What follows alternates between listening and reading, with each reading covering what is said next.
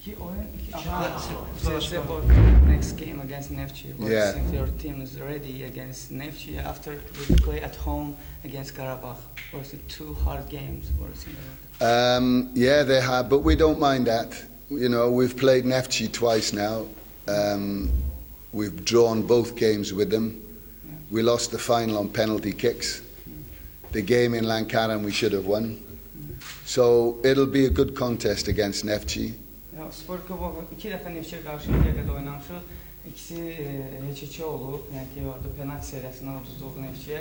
İkinci evdə oynadıq. Həmin oyunda biz qələbə qazanmalıydıq, layiq idi qələbəyə. İndi də növbəti oyunda çox maraqlı olacaq. I think it's the first Super Cup in Azerbaijan history, no? I think, bildiyimə görə Azərbaycan futbolu tarixində So it would be nice to take the trophy back to Lankaran with us. maraqlı olar, yəni ki, həmin trofeyi aparmaq Lənkərana.